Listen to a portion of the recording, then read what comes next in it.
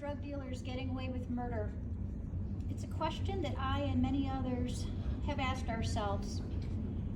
As one victim's sister succinctly stated, drug dealers are doling out a systematic execution to the people that they've preyed upon.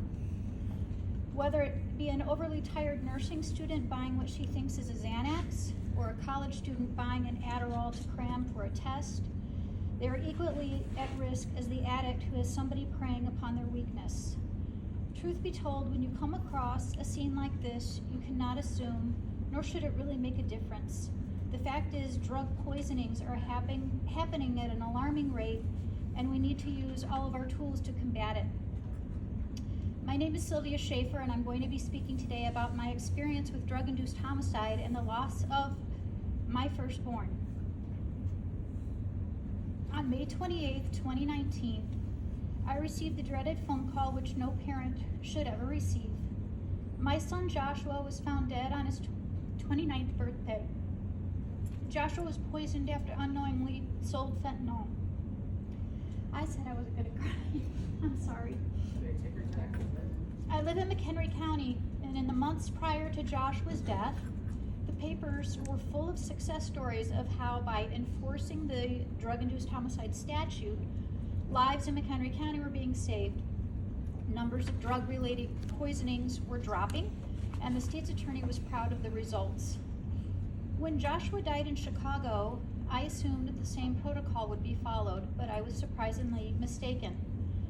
In fact, as Terry mentioned, the responding officer classified his death as non-criminal and immediately closed his investigation. How could this be? My son's phone detailing the source of the lethal dose as well as other items were left at the scene. In my frantic search for answers, I found a mom who had lost her daughter to a deadly dose of MDMA, and she also happened to be a Chicago police officer, Terry Almanza.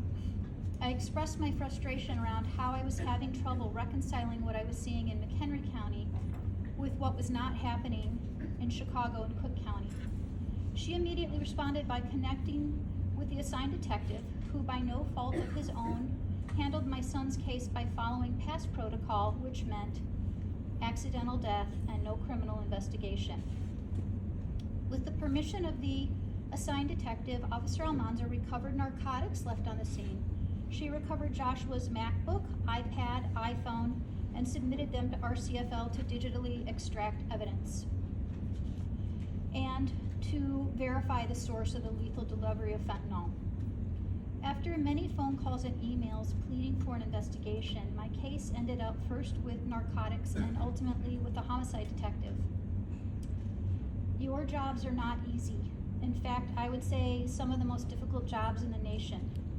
I tried to keep that in mind when expecting communication around the status of the case.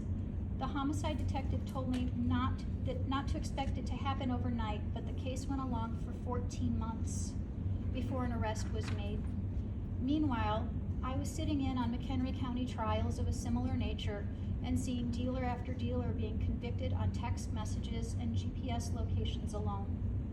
Ultimately, I was granted a meeting with Chief Dinahan, who listened to my concerns. I brought him a spreadsheet with many other cases similar to mine that had strong evidence that were not advancing or had been closed entirely. He assured me that a change was going to happen, and he assigned Peter Medina to head the charge, which brings us to now. Detective Medina and others have worked diligently to try and put together a protocol and to mirror the success that is being seen in other surrounding counties. It will make an impact, and your hard work will save lives. If I were to ask for a show of hands here of how many of you are touched in some way by addiction, I know that every hand would be up, because somewhere in your lives you have been touched by addiction, whether it be a parent, a child, a niece, a best friend, or a neighbor. This is an epidemic of monstrous proportions. The County Medical Examiner cite, since the year of my son's death, which is 2019, and 34 months ago, there have been 3,411 opioid-related deaths. That is 100 per month, just in the city of Chicago. During the same time period, many deaths by gun violence, but the drug poisonings are outpacing that of the destruction caused by gun violence. Terry, myself, and other moms in our similar situation try to do what we can do to educate families. We hold rallies and we pass out information to passersby in an effort to make both parents and young people aware of the dangers of fake prescriptions and fentanyl-laced recreational drugs, and to share our stories of deep loss. I encourage you to take your flyers and share them with a loved one. There's no greater loss than that of a child. Your children are your heart outside of your body, and when your child dies, a piece of you dies with them, and you are never quite the same. It doesn't feel right to stand here without sharing a small bit about Joshua. After all, that's why I'm here. He was truly the funniest person I've ever had in my life. As a young adult, his mostly daily calls or texts would keep me in stitches. He had a quick wit and was almost always at my expense. He had a beautiful big smile and was a loving and caring brother and son. The night we lost him, we were celebrating his birthday at our house. Every year the same, his favorite, a fried chicken and chocolate zucchini cake. He left our home that night after giving his round of big bear hugs and I love yous, and for that, I am so thankful. When he left the world this night, he left me with memories, regrets, a mission, and now hope. I'm hopeful that some of my words will stick with you as you embark on your new career. Some of you out there might have a mission or a passion in an area you wish to impact: gang violence, gun violence, white-collar crime, or shutting down the drug trade. For those of you that have children, nephews, nieces, I cannot stress enough the importance of hitting this crisis head-on with all of the tools made available to you, because your actions will save lives. I want to take a moment to share some of the roadblocks and incorrect assumptions I experienced in my case. As Terry said, we have to wait for the tox report to come back before launching an investigation. This is not so. Evidence in other counties where they've had a protocol in place are being acted on immediately, not waiting for the tox report. This took 90 days for my case, and a 90-day delay before anything else was really processed and looked further into. You have to prove that the drug that was purchased or ingested was the sole cause of death.